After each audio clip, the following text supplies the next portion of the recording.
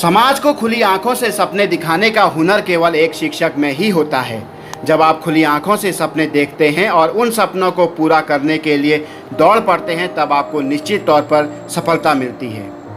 सफलता आपको मिलती है, लेकिन आपकी सफलता पर सबसे अधिक खुशी आपके माता पिता के बाद तीसरे शख्स को होती है, और वह होता है शिक्षक।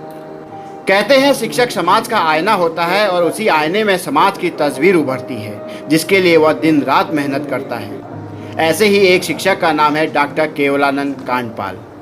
बागेश्वर जिले के कांडा तहसील में खुनौली गांव के रहने वाले डॉक्टर केवलानंद कांडपाल को इस वर्ष शिक्षा के क्षेत्र में उल्लेखनीय कार्य के लिए राष्ट्रीय शिक्षक पुरस्कार से नवाजा गया है। राजकीय हाई स्कूल पुड़कुनी में प्रधानाचार्य के पद पर तैनात डॉक्टर कांडपाल ने बालिका शिक्षा को बढ़ावा देने के लिए बेहतरीन कार्य किया।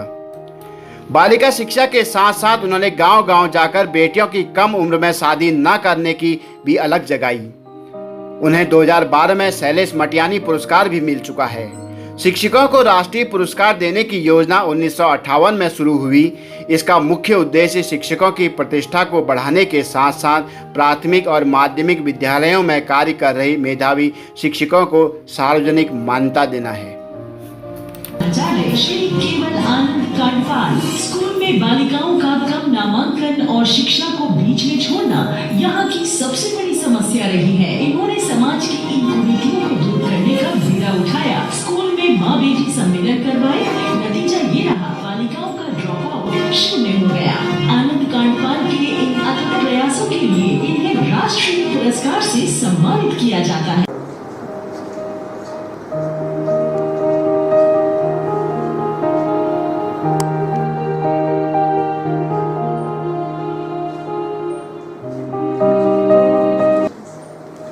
मुझे लगता है कि मैंने जो प्रयास शुरू किए थे उसमें बालिका शिक्षा के लिए जो मैं योगदान कर पाया हूँ उसको मान्यता मिली है।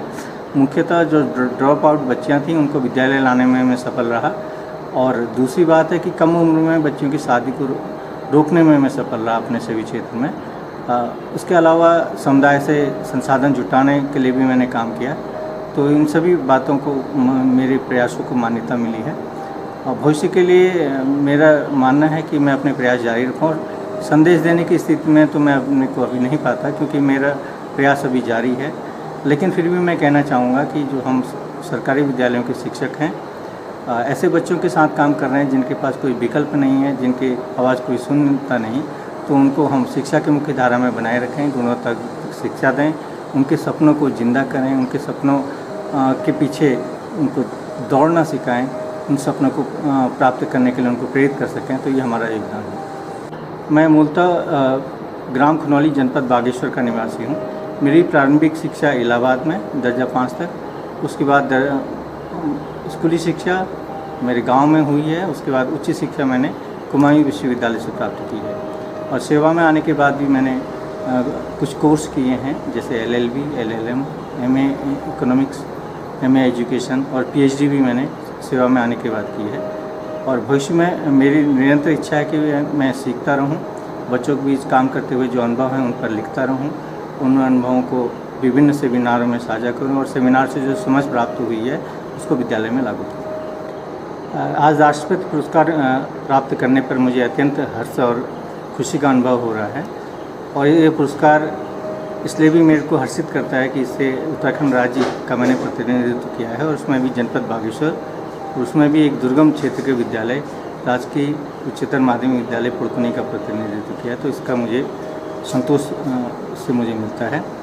और दूसरी बात है कि इस पुरस्कार को प्राप्त करने के बाद मेरी जिम्मेदारी और गहन हो जाती है, और जो मैंने प्रयास शुरू किए हैं उनको सतत रूप से भविष्य में जारी रखूँ। इस को लेकर ये पुरस्कार मुझे निरंतर प्रेरित करता रहेगा। ये एक बहुत बड़े सम्मान की बात है कि पूरे देश से 47 शिक्षकों का इसके लिए चयन हुआ, और उत्तराखंड से मात्र 2 शिक्षक जो हैं चयनित हुए, जिसमें बागेश्वर जिले से डॉक्टर केवलानंद कांडपाल जी का शिक्षक पुरस्कार के लिए चयन हुआ राष्ट्रीय। और इसके लिए मैं उनको बहुत बहुत बधाई देता हूँ। उन्होंने हमारे ज़िले का, राज्य का नाम रोशन किया और शिक्षक की महत्ता को बढ़ाया। उनके पुरस्कार मिलने से अन्य शिक्षकों को भी इससे प्रेरणा मिलेगी, वह भी भविष्य में अच्छा कार्य करने के लिए प्रेरित होंगे, क्योंकि शिक्षक जो है बच्चे के भविष्य का निर्माता होता है। अगर शिक्षक चाहे तो बच्चे को, जिस बच्चे पर उसकी कृपा होती है, उस बच्चे को कहीं से कहीं तक पहुंचा सकता है। आज जितने भी विश्व में सफल व्यक्ति हुए हैं, सभी पर किसी न किसी शिक्षक की कृपा रही है। इस अवसर पर, शिक्षक दिवस के अवसर पर, वे सभी अपने पूज्य गुरुजनों को याद कर रहे हैं, उन्हें जो है सलाम कर रहे हैं और उनके जो है बताए हुए मार्ग पर चलने का प्रण ले रहे हैं। देखिए, सबसे पहले तो मैं केवलानंद जी को बहुत बहुत बधाई देता हूँ, क्योंकि पूरे हमारे देश भर में कुछ ही शिक्षक थे जिनको यह नेशनल अवार्ड मिला है, और उसमें इनका नाम आना ये हम सबके लिए गर्व की बात है। और इन्होंने काफ़ी अच्छा वहाँ पे काम किया है। जैसा मुझे बताया गया है कि वहाँ पे कम्युनिटी से जो है स्कूल के लिए लैंड दान करवाने में इनकी बहुत अहम भूमिका रही है। और इसी के साथ साथ जो बालिकाएं जो ड्रॉप आउट हो गई थी, उनको वापस से स्कूल में एडमिशन करवा के उनकी एजुकेशन को कंटिन्यू करने के लिए भी इनका योगदान रहा है। तो उनको बहुत बहुत बधाई। और सभी को मैं आज टीचर्स डे की सभी को मैं बहुत बहुत बधाई देना चाहता हूँ। देखिए, टीचर का एक बहुत ही इम्पोर्टेंट रोल होता है, क्योंकि वो नेशन बिल्डिंग का भी काम करता है, जो हमारे ऐसे ग्लोबल सिटीजन्स को वो तैयार करता है जो सक्षम हैं, जो हर चीज़ को समझते हैं। और अगर हमें देश को आगे ले जाना है तो हमें ऐसे ही टीचर्स की ज़रूरत है जो एक चेंज एजेंट का काम करें, और शुरू से ही उनमें जो लोगों में से स्टूडेंट्स में जो है वैल्यूज़ दें, उनको एजुकेट करें। तो मैं टीचर्स डे में सबको बहुत बहुत बधाई भी देना चाहता हूँ। निश्चित तौर पर जब किसी व्यक्ति को उसकी मेहनत का सम्मान मिलता है तो उसकी जिम्मेदारियां और बढ़ जाती हैं।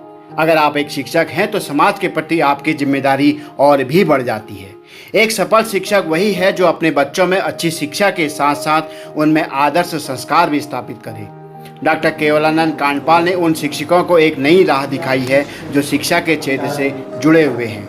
उम्मीद है उनकी सफलता का ये सिलसिला आगे भी जारी रहेगा। हिम संवाद की ओर से आपको ढेरों सारी बधाई और शुभकामनाएं। शुक्रिया।